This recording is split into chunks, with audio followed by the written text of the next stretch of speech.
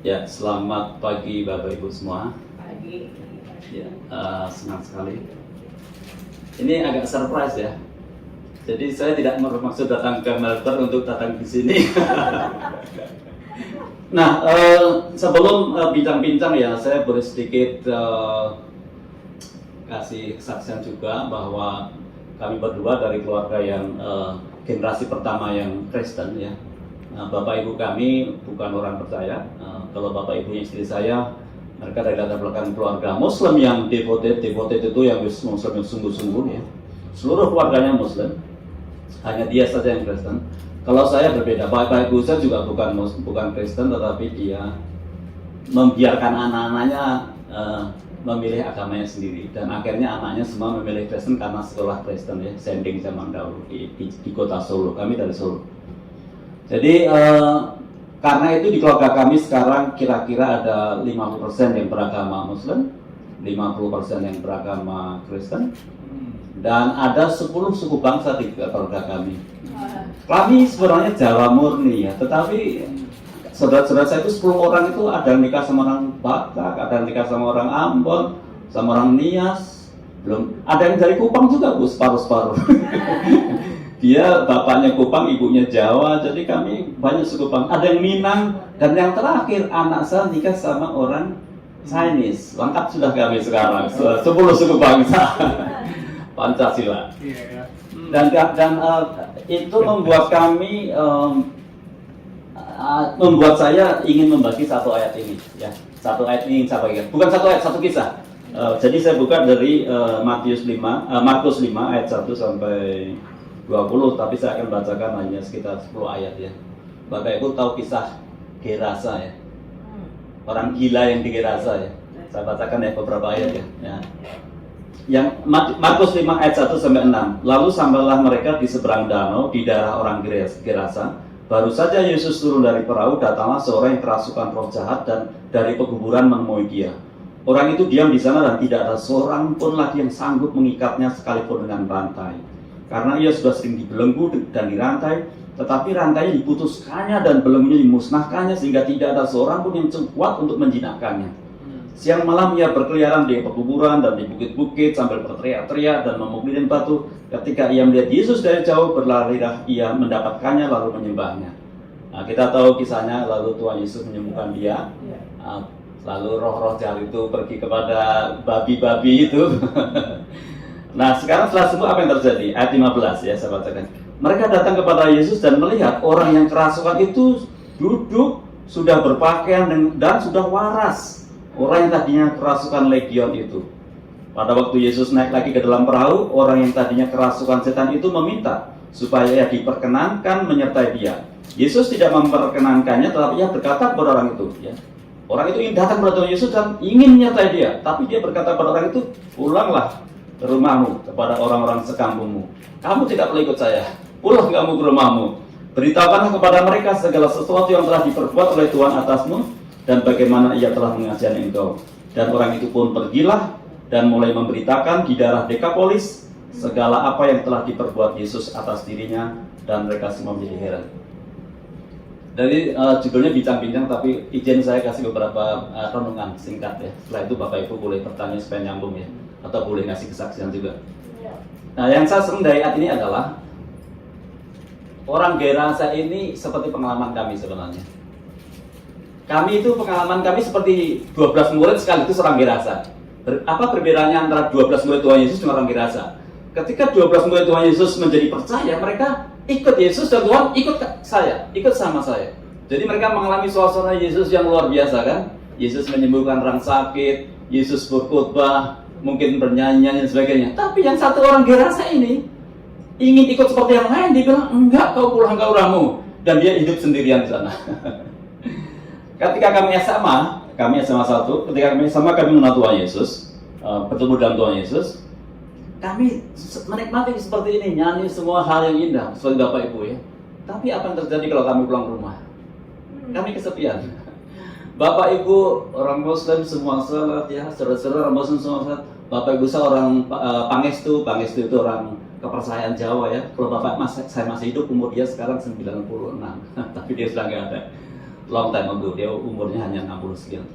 Jadi intinya adalah bahwa mengikuti Tuhan Yesus itu bisa memiliki keadaan sosial, emosi, dan mental yang berbeda-beda. Ya. Mengalami Tuhan Yesus tidak harus dengan satu cara ya. Nah, itu membuat tadi kata-kata Pak Iman sangat relevan. Apa yang berkat Tuhan apa di tahun 2022? Karena berkat itu tidak selalu ketika kita sedang bersenang-senang atau kita sedang pesta ya.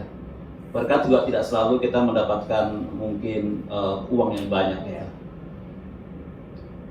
Berkat kadang-kadang ada di dalam kesakitan ya. Ada di dalam keadaan-keadaan sulit gitu ya. Kemarin saya jumpa dengan seorang bapak yang umurnya 78 tahun. Dia adalah orang tuanya, bapaknya dari anak UI yang kami layani. Tahun lalu atau tahun ini, dia pindah dari Surabaya ke sini ikut anaknya. Karena anaknya 3 semua ada di sini, di Bath dan di Melbourne. Dia berkata begini, saya belajar sesuatu. Dia orang Chinese yang bangkrut ketika tahun 98 Pak Harto jatuh itu. Bapak Ibu tentu umurnya kan generasi Pak Harto ya sebagian di sini tahu cerita itu. Dan tapi dia bilang gini, kalau saya tidak bangkrut waktu itu mungkin saya sudah mati. Karena dengan bangkrut saya tuh habis itu bekerja keras, saya kerja di bawah matahari, saya cari uang, dan itu membuat saya sehat. Dan sampai sekarang dia sehat sekali. Saya lihat cara dia jalan, Bapak ini 78 tapi jalannya masih lincah gini. Bapak sehat sekali. Ya ini karena saya bangkrut tahun 98 gitu. Jadi Bapak Ibu, berkat Tuhan, latihan Tuhan itu bisa kita alami di dalam setiap keadaan. Karena bapak ibu di sini mungkin sebagian besar ibu-ibu ya, nggak ada bapak-bapak di sini. Ya bapak di depan semua ini. Karena ibu-ibu udah senior di sini, maka ibu-ibu dan adik-adik bisa menyelami di dalam pengalaman ibu-ibu, bapak-bapak yang sudah sekian lama dengan Tuhan. Bagaimana perkataan itu kita alami, tidak hanya ketika kita di atas, tetapi ketika kita di bawah. Jadi kita selalu bisa bersyukur pada Tuhan. Saya kira itu kesaksian saya dan ayat yang mendasari kesaksian saya bahwa hidup itu up and down ya. Tetapi kita lihat dari orang Gerasa ini bahwa sekalipun demikian, tetapi dia mengalami Tuhan. Saya menceritakan satu cerita kecil ya. Ketika Natal kemarin seorang teman saya di Malaysia, dia orang Indonesia, suaminya orang Malaysia, dia wanita teman saya. Dia kirim WA ke saya panjang-panjang. Ke saya, dia perempuan, tapi tidak WA ke istri saya. Kadang-kadang saya lebih banyak ngomong daripada istri saya. Jadi orang kadang lebih suka WA ke saya padahal perempuan, tapi dia selalu baca. Dia kirim banyak foto. Apa yang diceritakan begini? Dia, maaf ini cerita latar belakang tidak akan saya ceritakan. Dia menikah dengan orang Buddha, Malaysia, Chinese. Dia sendiri orang Buton, Sulawesi Tenggara. Ini saya izin cerita lah ya, tapi tanpa nama ya. Dia bertahun-tahun boleh dibilang menderita lah. Dia kerja di perusahaan telekomunikasi, dia lepaskan demi dia bisa ikut suaminya, menyertai suaminya, uangnya pun hampir habis gitu. Dia tidak punya apa-apa kecuali suaminya dan tentu Tuhan Yesus di hati dia. Kesepian, mertuanya, orang tuanya, saudara-saudaranya semua orang Buddha Malaysia. Dengan budayanya, tidak ada budaya Kristen. Dia kesepian di sana. Saya tidak akan ceritakan latar belakangnya bagaimana dia bisa menikah sama orang Buddha, tapi saya akan ceritakan apa yang terjadi setahun ini. Yang menarik adalah dengan dia setia menjadi seorang menantu yang setia, yang menyatakan Yesus di dalam konteks dia. Ini seperti orang Gerasa dia. Tetapi apa yang terjadi? Mertuanya, seharusnya itu seperti sangat mengasihi dia. Bahkan dia dinilai sebagai menantu yang paling baik. Bapak Ibu, menantu orang percaya biasanya seharusnya dia menantu yang paling baik. Karena dia bisa lebih fleksibel, mengikuti mertua yang kadang-kadang berbeda. Oke, itu cerita lain. Tapi yang saya kesaksian adalah tahun ini dia mengatakan bahwa yang mengiramnya adalah tahun ini keluarga besar yang Buddha tadi itu memberikan surprise buat dia. Mereka beli pohon Natal, mereka beli aksesoris Natal, dan mereka bisa bikin pesta Natal. Seluruh keluarga Buddha diundang itu. Dan banyak kami bikin fotonya. Orang China semua kan, pakai baju merah semua. Natalan mereka semua. Nyanyi lagu Natal. Bukan, saya bilang sama dia, nah kamu melihat, ketika kamu setia mengasihi mereka seperti Gerasa ini, mereka menjadi seperti Dekapolis kamu. sebentar lagi mereka menjadi orang percaya. Iya. Dengan satu orang yang kesepian, Iya. bukan 12 murid Tuhan Yesus yang bersama dengan Tuhan Yesus yang selalu bernyanyi sekitar Tuhan Yesus, tapi satu orang yang kesepian Gerasa ini, dia dipakai Tuhan. Jadi itu maksudnya kesaksian bahwa Tuhan bisa memakai. Dan saya ketika saya ke Australia ini udah kedua kali, saya selalu mendengar cerita-cerita ya. Di Perth saya bertemu dengan cukup banyak teman ya. Selain anak UI, saya juga bertemu dengan 3 orang anak ITB. Di sini juga bertemu dengan tidak hanya anak UI, tapi juga ada anak ITB. Dan saya selalu mendengar cerita-cerita yang menurut saya luar biasa. Bagaimana Tuhan memakai orang-orang yang biasa. Bapak Ibu sekalian, ada cara Tuhan yang saya lihat sangat menarik, bahwa seseorang itu akan lebih terbuka kepada Tuhan Yesus ketika dia tidak berada di sistem sosial semula dia. Jadi banyak orang yang ketika dia pindah geografis, dia menjadi lebih terbuka kepada Kristus.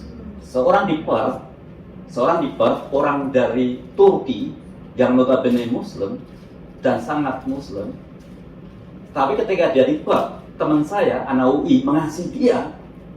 Ketika dia nggak punya uang, dia tolong dia bisa makan, bisa kumpulkan teman-teman ngasih dia. Sekarang dia menjadi orang percaya. Itu tidak biasa.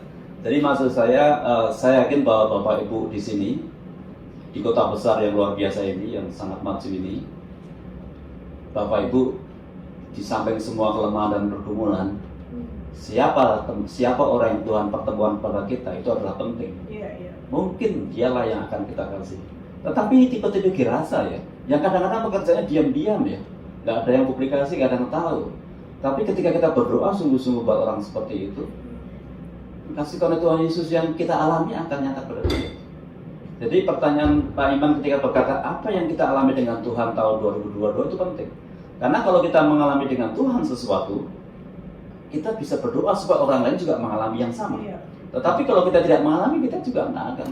Dan saya lihat teman-teman saya di Perth itu bergairah banget ya untuk menyampaikan secara khusus. Dia memang ikut golongan karismatik dan injili ya, tetapi dia bilang saya senang ikut navigator karena menjadi injili, tidak hanya karismatik, ada PA-nya gitu. Tapi intinya bukan itulah, intinya adalah siapa Tuhan Yesus yang dialami. Dia sangat antusias dengan Tuhan Yesus dan itu membuat dia antusias dengan siapapun yang dia temui. Semoga Bapak Ibu di masa, karena sebagian besar sudah sepuh, di masa sepuh Tuhan tetap memberikan suatu gairah ya, karena sebentar lagi kan kita bertemu Tuhan. Zaman sekarang memang banyak orang yang menyalip di tikungan ya. Umur baru 50 udah pergi duluan ya. 2 hari lalu teman kami dekat, teman Pak Herianto juga umur 65 meninggal mendadak. Hari ini masih ke kantor, malamnya ke rumah sakit dan jam 3 pagi udah pergi. Dia seperti menyalip kami di tikungan gitu ya, Pak Heri yang udah 70 disalip di tikungan. Jadi kami bersyukur ibu di sini sepuh. Kami berdoa supaya Tuhan terus menyertai dan di masa sepuhnya tetap ada sesuatu. Saya ingin salah ayat untuk menutup di 1 Tesalonika 5:16-18 ya. Nasihat untuk tahun baru saya kira ini ya, bersukacitalah senantiasa, tetaplah berdoa dan mengucap syukur dalam segala hal. Tadi pagi Pak Heri juga bilang itu sama saya, mengucap syukur dalam segala hal. Karena itulah yang membuat kita bisa fleksibel dengan keadaan-keadaan yang kita hadapi, fleksibel dengan kesulitan ya, fleksibel dengan keadaan-keadaan yang tidak kita harapkan. Karena dalam keadaan-keadaan yang tidak harapkan mungkin Tuhan akan melakukan sesuatu yang tidak kita expect sebelumnya.